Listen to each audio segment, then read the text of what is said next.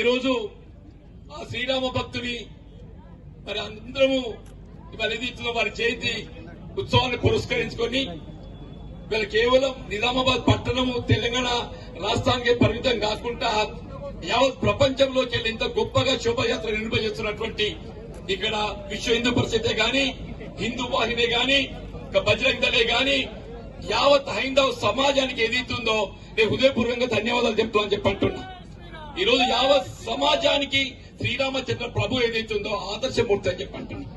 వాస్తవంగా తండ్రి మాట చెవదాటని పుత్రుడు అంటే శ్రీరామచంద్ర ప్రభు అని చెప్పంటున్నా. ఏకపత్ని వ్రతుడు అంటే శ్రీరామచంద్ర ప్రభు అని చెప్పంటున్నా. ప్రజాస్వామ్యయుతంగా ప్రజాభిప్రాయాన్ని గౌరవించి పాలన చేసినటువంటి ఆదర్శమూర్తి శ్రీరామచంద్ర ప్రభు అని చెప్పంటున్నా.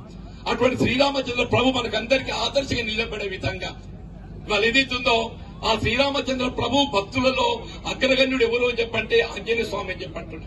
ఆ ఆంజనేయ స్వామి అందరం కొలవడం అని చెప్పంటే మనలో ఆత్మవిశ్వాసాన్ని నింపుకోవడం అని చెప్పంటున్నా. మనం చేపట్టబోయే ప్రతి కార్యక్రమం ఏదైతుందో జయప్రదంగా మరి నిర్వహింపబడాలని చెప్పంటే అందరము ఆంజనేయ స్వామిని కొలవడము సాధారణం చెప్పంటున్నా. ఇవాళ నిజామాబాద్ ఈ పట్టణమే గాని ప్రాంతమే గాని శాంతి సౌభాగ్యాలకు ప్రత్యేకంగా చెప్పంటున్నా. ఈ ప్రాంతం రైతాంగమే గాని యువమిత్రులే గాని మా తల్లులు ఆడబిడ్డలే గాని అందరు కూడా చెప్పంటలేను ఆ శ్రీరామచంద్ర ప్రభు భక్తుడైనటువంటి ఆంజనేయ స్వామి మనకు ఆదర్శంగా నిలబడే విధంగా వారు ఏదైతే మనం చేపట్టబోయే ప్రతి కార్యక్రమం జయప్రదంగా నిర్వహింపబడే విధంగా మనకు ఒక ఆత్మవిశ్వాసాన్ని నింపాలని చెప్పని నేను సవినయంగా కోరుకుంటూ మరి ఇంత మంచి శోభాయాత్ర పాల్గొనే అవకాశం నాకు ఈ రోజు ఇక్కడ హైందవ సమాజం హిందూ సోదరులు హిందూ బంధువులు నాకు కల్పించడం నేను నిజంగా అదృష్టవంతుగా భావిస్తూ సెలవు తీసుకుంటున్నా. జై హనుమాన్.